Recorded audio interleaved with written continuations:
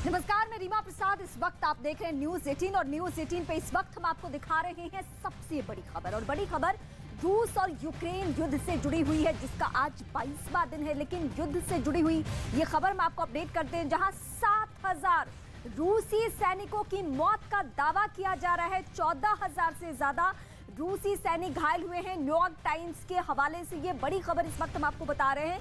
7,000 रूसी सैनिकों का मारा जाना अपने आप में बताता है कि ये युद्ध किस स्थिति में पहुंच चुका है। 22 दिन गुजर चुके हैं और 22 दिन में रूस को भी भारी तबाही, नुकसान सैनिकों के तौर पे, हथियारों की बर्बादी के तौर पे। लेकिन यूक्रेन जिस बर्बादी को झेल रहा है, जिस तबाही को झेल रहा है, किसी ने, दुनिया के किसी भी देश ने यह कल्पना नहीं की थी कि तबाही की ऐसी तस्वीरें भी निकलेगी। लेकिन क्या ये दोनों देश जो कि संकेत ऐसे दे रहे हैं कि बातचीत हम कर रहे हैं और बातचीत से रास्ता निकलेगा, बहुत जरूरी है सीज फायर होना, क्योंकि अब जितना नुकसान हो चुका है उसकी भरपाई संभव नहीं है। यूक्रेन और रूस के बीच युद्ध 22वें दिन भी जारी है। यूक्रेन से आज की सबसे बड़ी खबर, यूक्रेन के मारियापुल में रूस ने थिएटर पर बम बरसा दिए हैं। इस हमले में कई लोगों की मौत की खबर है, आशंका जाहिर की जा रही है। और इस बीच बताया यह भी जा रहा है कि युद्ध के दौरान हमलों से बचने के लिए करीब 1,000 लोग इस थिएटर में छिपे हुए थे, जहां रूसी सेना ने बमों से हमला कर दिया। यानी इस थिएटर के बारे में ऐसी जानकारी मिली कि यहाँ पे बंकर था और बंकर में लोग छिपे हुए थे और ये रूसी सेना को मालूम है। यानी बीते 2 से 3 दिनों की स्थिति ये है कि जहां जहां रिहायशी इलाके हैं और जहां जहां रूसी सेना को ऐसे इनपुट्स मिल रहे हैं, उनके लोकल सोर्सेज की तरफ से, रूसी समर्थकों की तरफ से, उनके जरिए पता करके वो सीधे आम लोगों पे, जो नागरिक हैं, उन पे बम बरसा रहे हैं। अब रूस अगर ये दिखावा करे कि नहीं हमने ऐसा नहीं किया, तो ये संभव नहीं है। बच्चों की जाने जा रही, स्कूल कॉलेज पे बम बरसाए जा रहे, थिएटर पे, बिजली पावर प्लांट पे, इसके अलावा टीवी टावर पे, सब कुछ तहस नहस किया जा चुका है। अगर इस युद्ध में कोई जख्मी हो जाता है तो नौबत ये भी नहीं है कि उसको अस्पताल पहुंचाया जाए, और अस्पताल पहुंचे भी तो वहां दवाई और डॉक्टर्स मिल जाए, ये भी संभव नहीं है। तो यानी सीधे अब मानवता के ऊपर खतरा, सीधे लोगों की जान पे बनाई है। अब युद्ध 22वें दिन ऐसी भयावह स्थिति में है जिसकी बिल्कुल हम सबने कल्पना नहीं की थी। लगा था कि शायद एक हफ्ते में ज़ेलेंस्की या तो मान जाएंगे या रूस ही बीच बचाव का रास्ता अख्तियार कर लेगा, लेकिन ऐसा हुआ नहीं।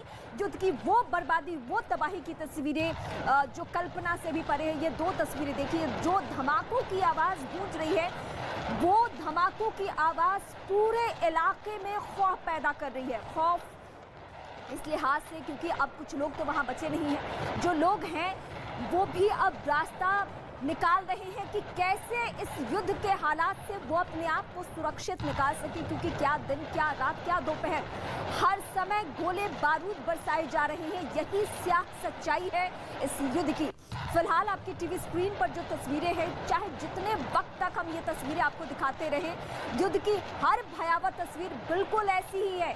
यूक्रेन के मारियापुल की अगर हम तस्वीर दिखाएं या फिर खार्किव की दिखाएं या क्यों की दिखाएं, जहां की तस्वीर दिखा ले, यही धमाकों की गूंज, यही धमाकों की आवाज लगातार वहां से मिल रही है। और इस वक्त ये टीवी स्क्रीन की तस्वीरें यूक्रेन के मारियापुल इलाके से हम आपको दिखा रहे हैं, जहां ये पुतिन का क्या फाइनल अल्टीमेटम है। लेकिन सवाल ये भी है कि अब बचा क्या है यूक्रेन में, अब क्या बचा है जिसके लिए ज़ेलेंस्की झुकेंगे। अगर झुकना होता ही तो पहले झुकना था, कम से कम लोगों की जान बच जाती, कम से कम ये पूरा शहर बच जाता, ये पूरा यूक्रेन बच जाता।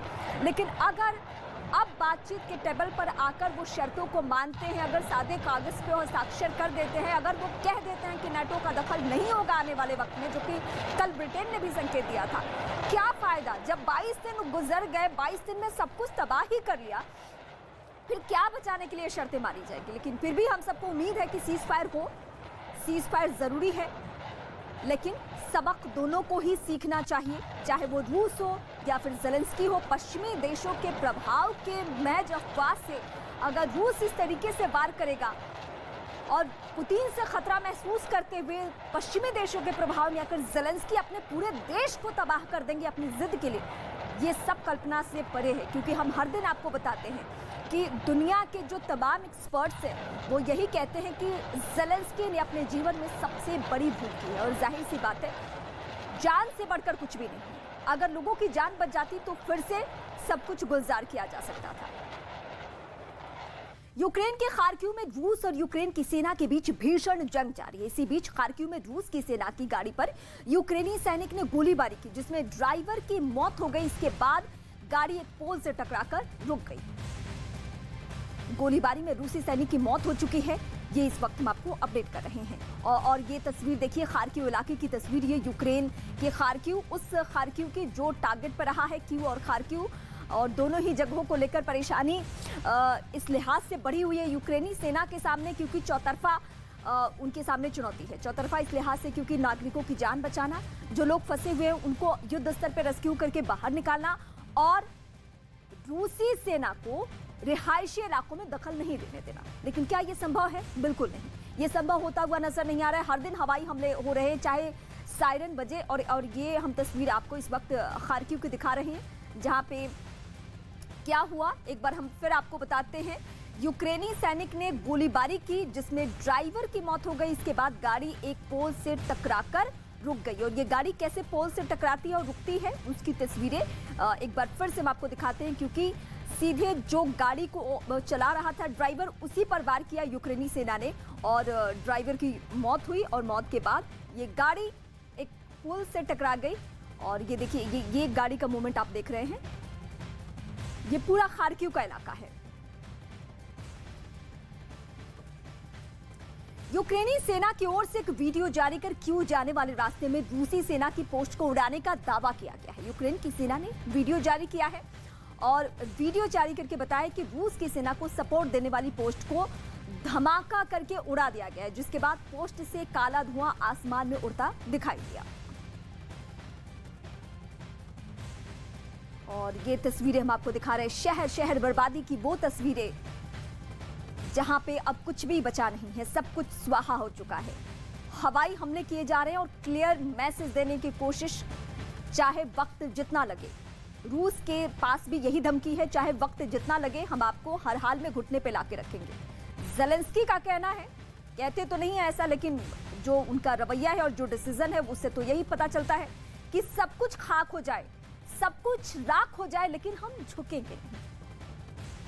ये तस्वीरें बर्बादी की एक एक करके आज फिर हम आपको दिखा रहे हैं। पिछले 22 दिनों से हर दिन हमने आपको तस्वीरें दिखाई, और दुनिया के निगाह में ये युद्ध है। सब चाहते हैं कि युद्ध का ये माहौल जो है वो खत्म हो, सीज फायर हो, लेकिन दोनों ही देशों से उम्मीद लगाना बेमानी है, क्योंकि कोई झुकने को तैयार नहीं है। 4 दफे, एक दफे नहीं 4 दफे बातचीत के जरिए संकेत भी मिला, कई दफा मिला कि सीज फायर होगा, लेकिन हुआ नहीं।